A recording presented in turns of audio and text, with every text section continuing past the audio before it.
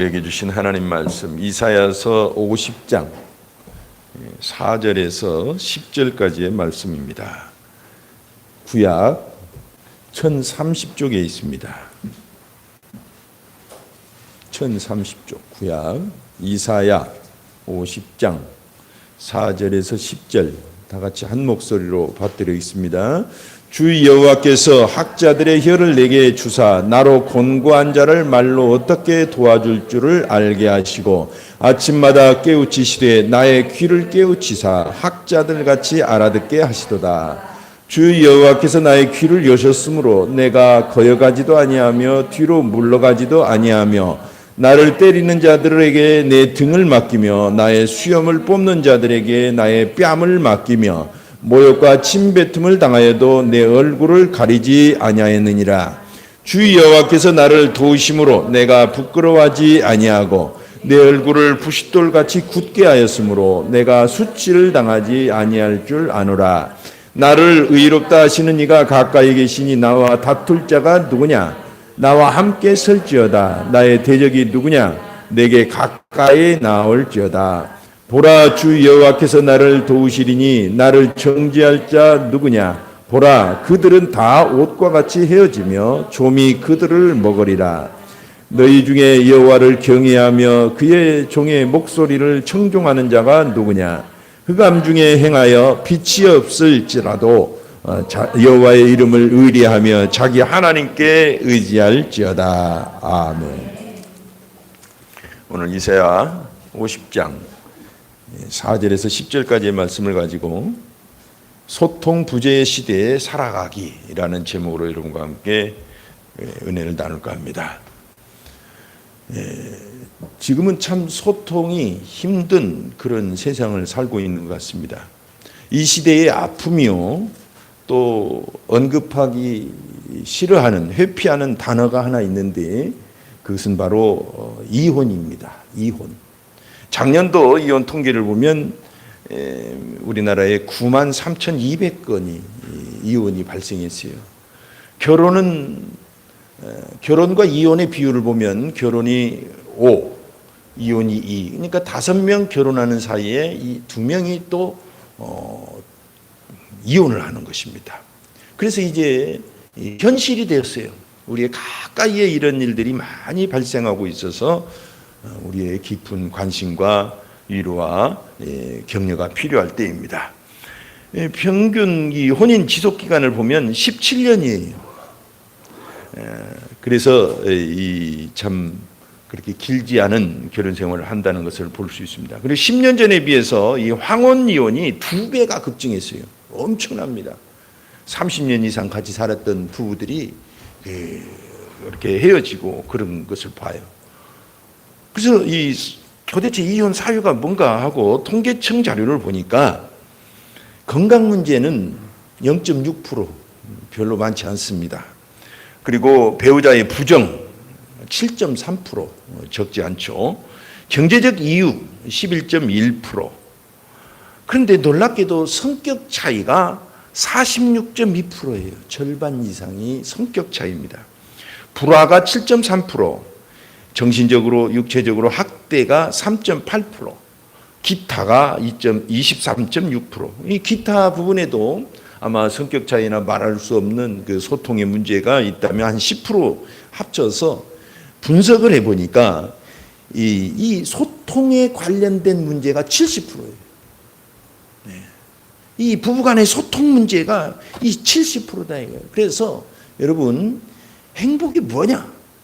바로 소통입니다. 소통이 행복이라는 것을 이 결혼 생활에서도 분명히 알 수 있는 것입니다. 이 대화 없는 삶은 행복하지 않잖아요. 소통해야 돼요. 어떤 방법으로든지 소통이 풍성할 때 그래서 가정과 그 개인은 행복하다고 볼 수가 있어요. 오늘 이사야서를 읽었습니다. 이사야는 굉장히 오랫동안 선지자 활동을 했던 분인데 우시야 왕, 요담 왕, 아하스 왕, 히스기야 왕까지 4대에 걸쳐서 예언 활동을 했던 분이에요. 근데 이 왕들은 다 신앙이 각기 달랐습니다. 히스기야만 하나님을 잘 섬겼지 다른 사람들은 대부분 다 우상 숭배하면서 신앙적으로 극명한 차이를 보였어요. 그러니까 이사야가 선지자 활동을 할 때 너무너무 힘들었겠죠. 생각도 다르고 섬기는 신앙도 다르고. 여러분, 신앙이 다를 때 인간관계나 부부관계나 소통이 제일 어려워요. 결혼이라는 게 뭔가? 어떤 사람은 그렇게 말했습니다. 결혼은 네 사람이 만나는 결합이다. 아니, 둘이 결혼하는 거지 왜 네 사람이 결혼하느냐. 과거의 나와 현재의 나, 그리고 과거의 배우자와 현재의 배우자. 우리는 현재만 보잖아요. 근데 과거의 경험과 그 사람의 살아온 문화가 다르기 때문에 엄청 다른 사람들이 만난다는 뜻입니다. 네. 서로 끌려서 좋아서 결혼했지만 6개월이 지나면 이제 신혼의 그 유효기간 단물이 다 빠지고 나면 서로의 그 본성이 나오잖아요.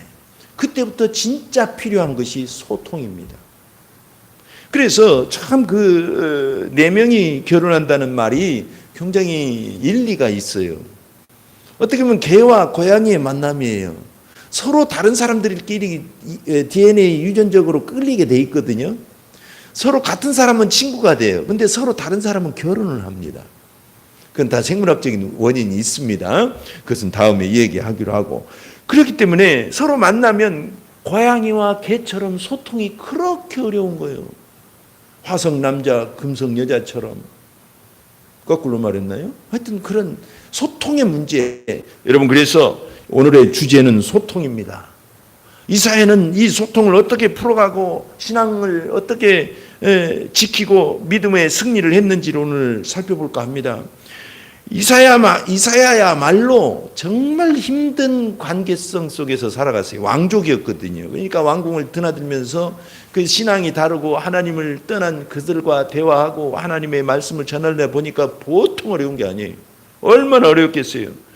어쩌면 소통 부재의 관계였어요. 결국은 톱으로 켜는 순교를 당했다는 역사적 기록이 있습니다. 얼마나 극심하게 소통의 어려움을 겪었는지 알 수가 있는 거죠. 그런데 오늘 본문 8절에서 9절을 보면 그런 관계성 속에서도 당당하게 믿음을 지키고 빛을 발하는 신앙의 승리를 했다는 것입니다. 이것이 중요해요. 오늘 8절 보니까 나를 의롭다 하시는 이가 가까이 계시니 나와 다툴 자가 누구냐? 나와 함께 설지어다. 나의 대적이 누구냐? 여기 대적은 나를 고발하는 자, 원고를 뜻합니다. 요즘 말로 피고가 아니라 원고. 누구냐? 나와봐라 이거예요. 내게 가까이 나올지어다. 보라, 주 여호와께서 나를 도우시리니 나를 정죄할 자가 누구냐? 오늘 8절 9절 보니까 이사야를 고발하는 사람들이 많았나 봐요. 여러분, 인간관계에서 가장 힘든 게 뭡니까? 상대방이 나를 정죄했다고 느껴질 때가 가장 힘들어요. 지가 뭔데 나를 이래라 저래라 해. 나를 나쁜 놈이네, 좋은 놈이네 그렇게 말을 해. 아니, 상대방 그런 의도가 전혀 없는데 그런 느낌이 들 때 가장 힘들어요. 안 그러던가요? 저는 그러더라고요. 예, 그래서 이 정죄, 이사야는 굉장히 어려운 상황 속에서 소통을 배워가고 소통에서 승리해서 믿음의 빛을 발했구나라는 생각을 해봅니다. 여러분, 우리가 상대방이 비난하고 적대적인 태도로 나오고 나를 모욕하고 심지어는 억울하게 법정으로 끌고 가고 그럴 때 어떻게 해야 됩니까? 못 참아. 그러다가 이제 문제가 생기고 충돌이 생기고 물고 뜯게 되잖아요. 근데 우리는 배워야 되는 것입니다. 어떻게 소통을 하고 어떻게 행복하게 살아가느냐. 천국에 가면 그런 고통 안 해도 행복해요. 그것은 완벽한 관계가 있기 때문에. 근데 이 땅에 살아가는 동안에는 우리는 이 땅은 장밋빛 대로가 아니고 험한 자갈밭길이라는 걸 기억해야 돼요. 엉겅퀴가 나고. 여러분, 다 나 같은 마음만 가진 사람이 아니에요. 그죠? 서로 다 물론 다 착한 사람들이지만 소통에서 얼마나 어려움을 겪는지 몰라요. 상대방이 나에게 악하게 하려고 그래서가 아닙니다. 그냥 소통에 문제가 생겼기 때문에 서로 갈등하는 것입니다. 물론 악한 사람들도 있긴 있습니다. 근데 그런 사람은 그렇게 많지 않고 대부분은 다 소통에서 문제가 생기는 거 아닌가라는 생각을 해보는 것입니다. 여러분, 금쪽 상담이라고 그 유명한 프로그램 있잖아요. 다 보면 좋은 의도로 배우자에게 잘해주고 싶은 마음으로, 자녀에게 잘해주고 싶은 마음으로 하는 거예요. 그런데 소통에서 문제가 되어서 그렇게 아파하고 그렇게 힘들어한 관계가 되는 것입니다. 그래서 오늘 우리는 이사야서를 통해서 세 가지를 배워야 되는 거예요. 이 세 가지를 고쳐야 되는 것입니다. 몇 가지? 세 가지입니다. 첫째는 뭐냐? 혀를 고쳐야 돼요. 혀. 사람들은 말해요. 내 입 가지고 내가 말하는데 무슨 상관이냐고. 이거 그리스도인들은 해야 될 말이 아닙니다. 내 입 가지고 내 말하는데. 그런 말도 있어요. 예전에 우리 어머니가 가끔 썼던 말. 터진 게 입이라고 그렇게 말을 함부로 하냐고. 터진 게 입이냐고 입을 그렇게 돌리냐고. 여러분, 내 입 가지고 내 말하는 게 아닙니다. 가루는 칠수록 고와지지만 말은 할수록 거칠어진다는 말이 있어요. 잠언 18장 21절 보면 죽고 사는 것이 혀의 힘에 달렸나니 혀를 쓰기 좋아하는 자는 혀의 열매를 먹으리라. 혀라는 건 그렇게 단순한 게 아닙니다. 말이라는 건 그렇게 단순한 게 아니에요. 사람을 죽이기도 하고 살리기도 한다는 것입니다. 우리는 배워야 되는 것입니다. 야고보서 3장 8절에 보니까 혀는 능히 길들일 사람이 없나니 쉬지 아니하는 악이요 죽이는 독이 가득한 것이라. 야고보서 3장 7절 6절 쭉 읽어보면 말이죠. 사람은 동물도 길들이고 심지어는 벌레나 물고기 다 길들였는데 이 자기 혀는 길들이기가 어렵다는 것입니다. 어떻게 혀를 길들이느냐? 오늘 본문을 통해서 우리는 힌트를 얻을 수가 있는 것입니다. 우리는 그렇게 길을 들이는 것입니다. 세상을 살다 보면 별의별 사람이 다 많잖아요. 성격도 다양하고 다양한 유형의 사람들이 살아서 디스크다, MBTI다, 애니어그램이다 여러 가지 것을 배우면서 소통을 배워가잖아요. 그만큼 다양한 성격과 성품들이 살아간다는 것입니다. 그런데 오늘 4절에 보니까 이사야는 그렇게 말합니다. 주 여호와께서 학자들의 혀를 내게 주사 그랬어요. 학자들의 혀. 이게 무슨 뜻일까요? 학자라는 말이 뭘까요? 유식하다는 뜻일까요? 물론 그런 뜻도 조금 있어요. 박식하다는 뜻이 있어요. 근데 이 말의 본질은 뭐냐면 배우다, 가르침을 받다, 제자가 된다 이런 뜻입니다. 이 학자들이라는 말이 학자라는 말이에요. 그러니까 혀라는 학자들의 혀라는 뜻은 무슨 뜻일까요? 말에 대해서 계속적으로 배운다는 뜻입니다. 이사야는 혀에 대해서 말에 대해서 계속 배우는 사람이었어요. 우리는 어렸을 때부터 말하는 법을 가르치는데 이 소통하는 법은 잘 가르치지 못했어요. 웅변을 통해서 국회의원들처럼 야무지게 말을 하는 건 배웠어요. 그러나 상대방을 설득하고 상대방을 세워주는 말은 별로 배우질 못했어요. 놀라운 것입니다. 그래서 야무지게 말하는 사람 참 많아요. 저는 그렇게 말을 못하다 보니까 그렇게 말하는 사람 보면 좀 부럽기도 하고 저것도 재주다, 저것도 은사다 그런 생각을 해요. 어디 회의 가거나 국회의원들 말하는 거 보면 얼마나 설득력이 좋아요. 아무나 말 못하거든요. 공부 잘한 거예요. 하지만 소통과 사람을 세우는 말은 다른 것입니다. 네. 그래서 오늘 이사야는 그 소통, 사람을 세우는 말을 끊임없이 배워갔다는 뜻입니다.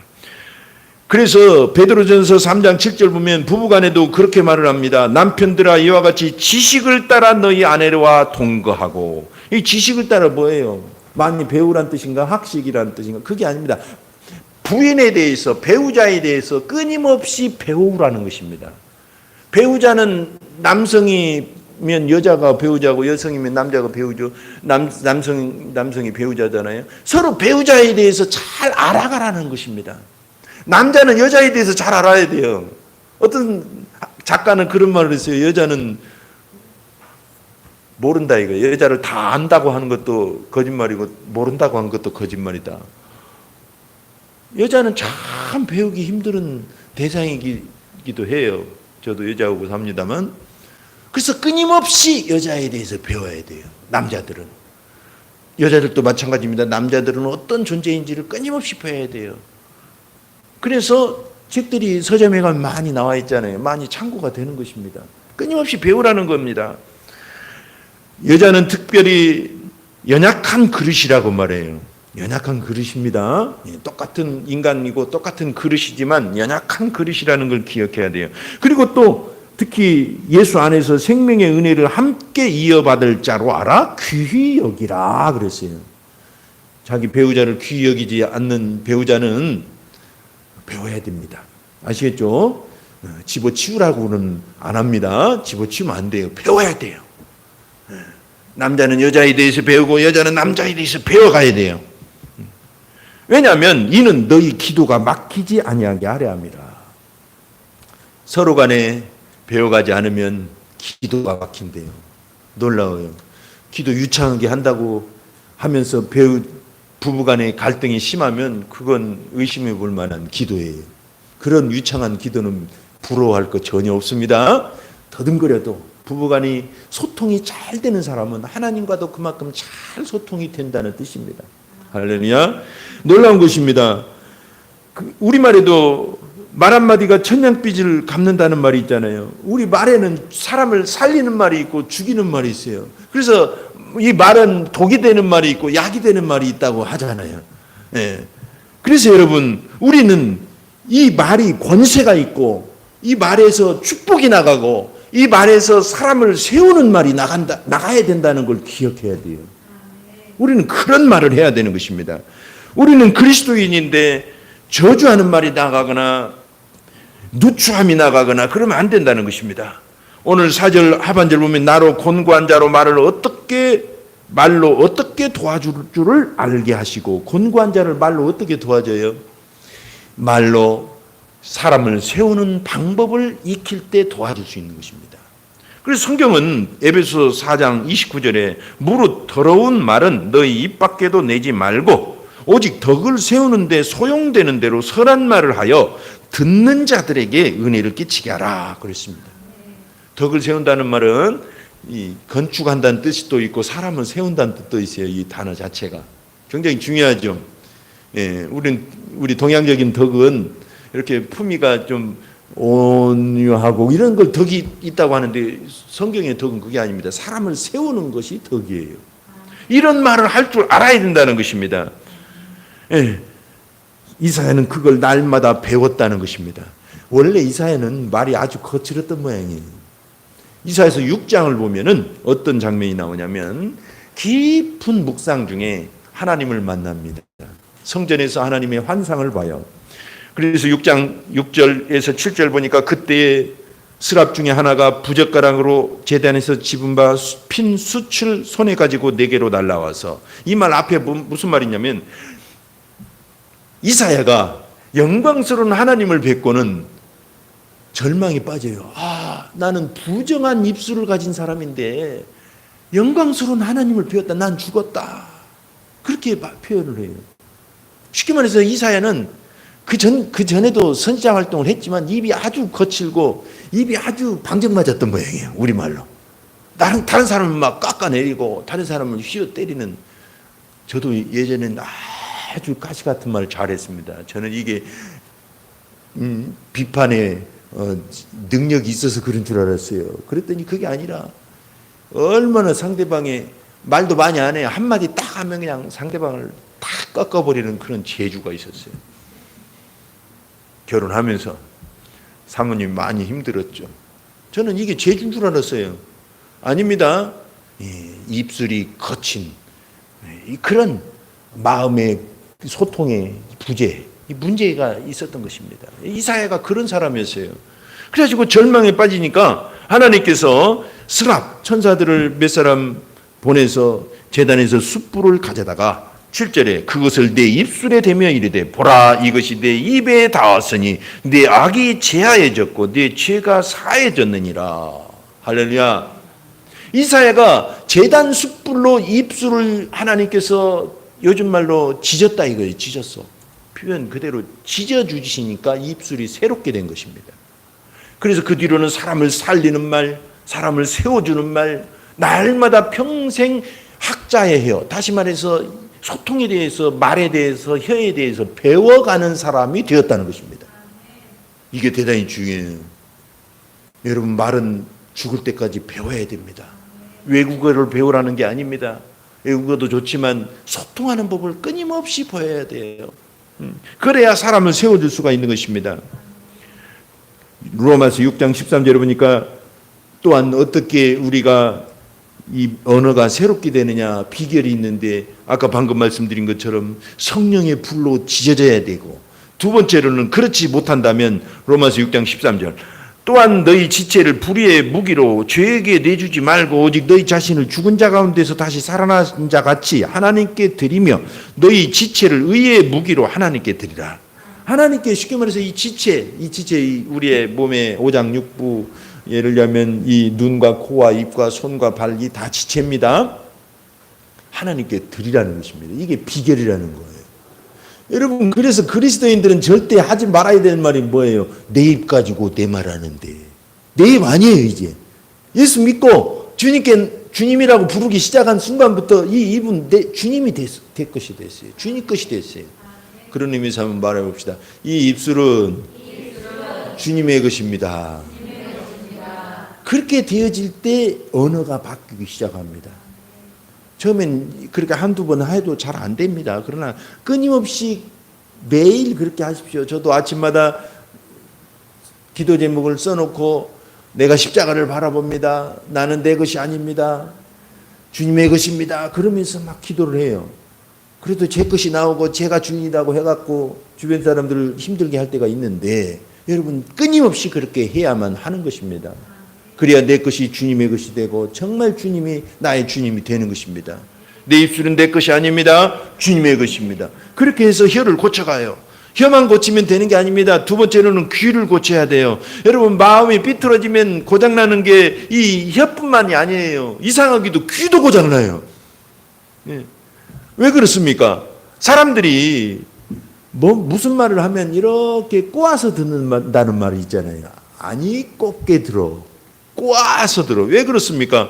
상대방 그렇게 말하지 않았지만 내 마음에 상처가 있고 거절감이 있고 내 마음에 문제가 생겼기 때문에, 소통에 문제가 있고 듣는 귀에 문제가 생겼기 때문에 꼬아서 듣는 거예요.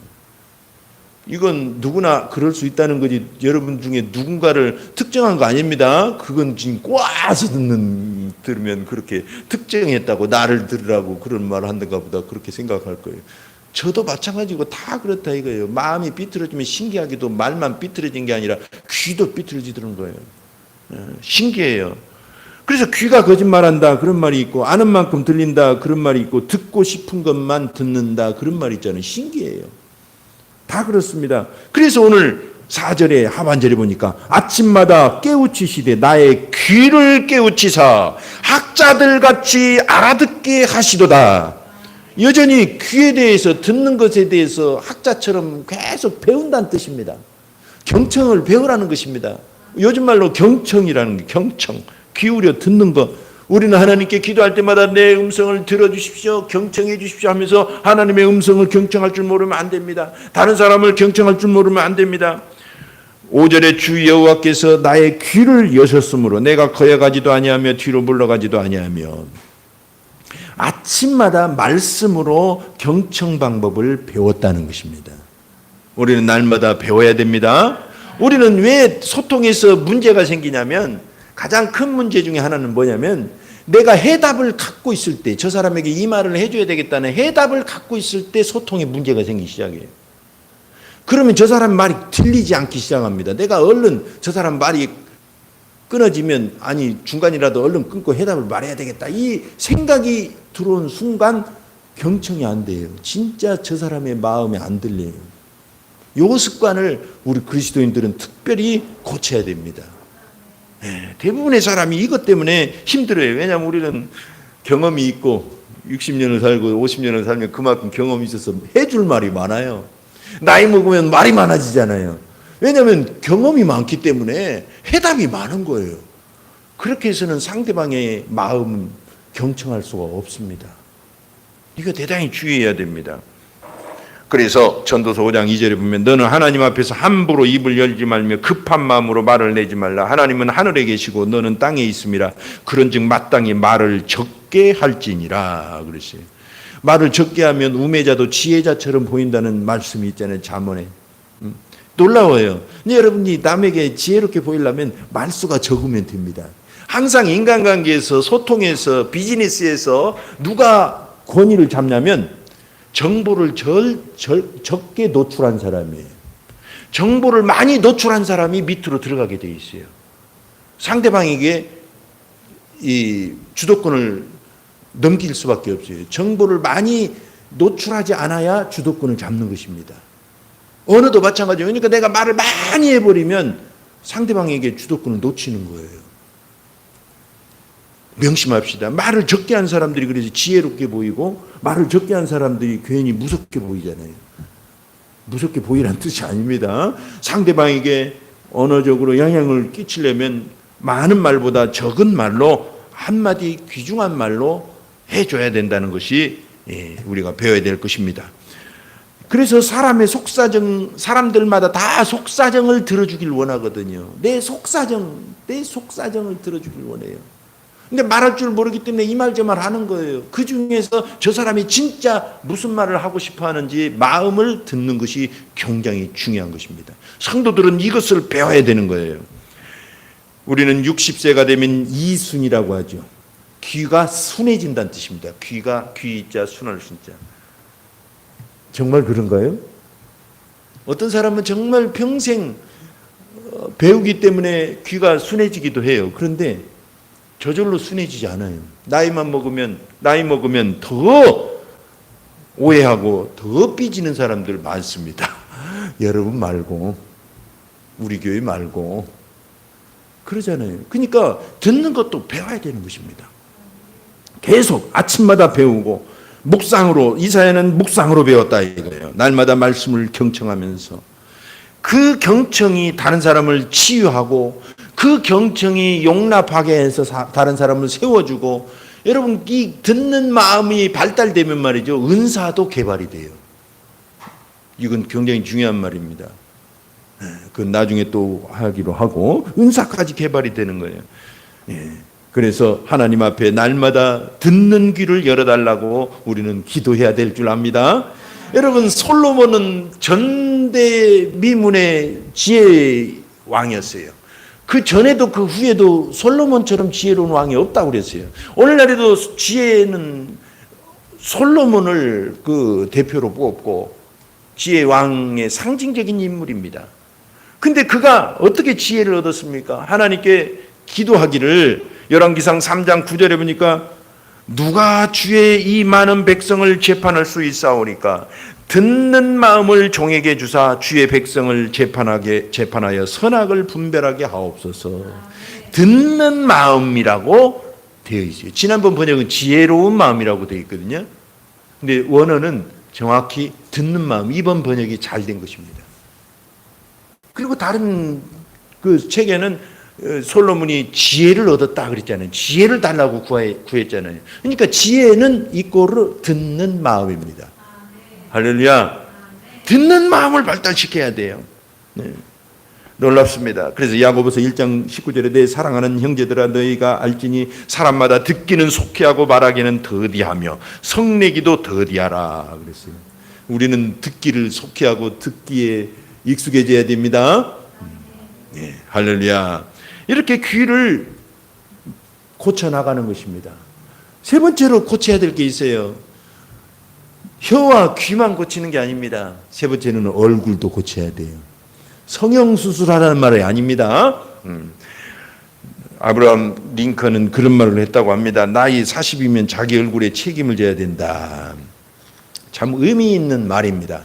여러분 의사소통에 대해서 연구한 많은 그 연구 결과들이 있는데 특별히 어떤 연구에서 이런 말을 했어요. 의사소통에서 언어, 이 단어가 차지하는 비율은 불과 7%예요. 7%. 근데 목소리, 예를 들자면 목소리가 빠르고 늦고 크기, 톤, 어투 이런 것이 38%예요.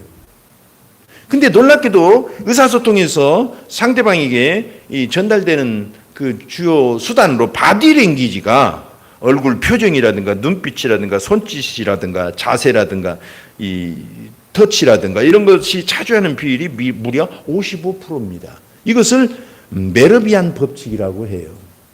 그래서 비언어적인 요소가 의사소통에서 대부분을 차지하는 거예요, 오히려. 여러분, 어린아이 앞에서, 말할 줄 모르는 어린아이 앞에서, 예를 들자면, 너 그거 먹으면 죽어 하면서 웃으면서 이렇게 먹을 것을 주어 봅시다. 그러면 애가 이게 뭔 줄 알겠어요? 좋은 건 줄 알아요. 못 알아들으니까. 근데 표정을 보니까 너무 좋거든. 근데 반대로 아주 좋은 것일지라도 이거 너 먹어야 돼. 안 먹으면 너 큰일 나. 너 병 낫으려면 먹어 하면서 엄하게 한다고 합시다. 아이는 무서워서 안 먹을 거예요. 그와 같은 것입니다, 원리가. 그래서 여러분, 우리가 인생에서 꼭 배워야 될 게 있다면 이 언어 외적인 요소, 그 중에 가장 대표적인 게 얼굴입니다. 얼굴 표정을 배워야 돼요. 특별히 한국인들은 이 근육이 일본인과 달라가지고 얼굴 근육이 달라서 우리는 한번 웃으려면 많은 근육을 써야 된대요. 그래서 잘 안 웃는데요. 일본인들은 근육 몇 개만 움직여도 잘 웃는데요. 그래서 남들이 보기에 친절한 것처럼 보이고, 그래서 그 사람들을 경제적 동물이라고 하잖아요. 하이 하면서 웃는 모습들이 우리보다 훨씬 장점을 많이 갖고 있기 때문에 비즈니스 세계에서 우리보다 많은 장점을 갖고 있는 거예요. 그래서 우리는 그걸 따라가려면 열심히 잘 웃어야 됩니다. 얼굴 근육을 잘 발달시켜야 되는 거예요. 여러분, 그래서 우리 유교적 바탕에서는 남자는 함부로 웃어서도 안 된다. 밥 먹을 때는 웃어서도 안 된다. 말해서도 안 된다. 다양한 이상한 교훈들을 갖고는 이 표정, 감정 표출에 대해서 좀 부족해요. 특별히 경상북도 남자들이 이 의식이 좀 낮습니다. 표정 관리가 잘 안 된대요. 네, 조심해야 됩니다. 배워야 돼요. 자꾸 웃어야 되고. 나 원래 그래. 그러면 안 돼요. 원래 다 그렇지만 다 배워가면서 얼굴 표정을 배우고 그래. 저도 이게 안 웃고 가만히 무표정이면 사모님이 화났냐고. 무섭다고. 네, 그래요. 그래서 일부러 웃으라고. 근데 설교할 때 좀 웃으려고 애를 써요. 제가 만약에 성질내면 무표정으로 하면 성질난 줄 알 것입니다. 여러분, 표정은 배워야 되는 것입니다. 표정은 일종의 은혜 받은 사람들은 예수님의 표정으로 연출도 할 줄 알아야 돼요.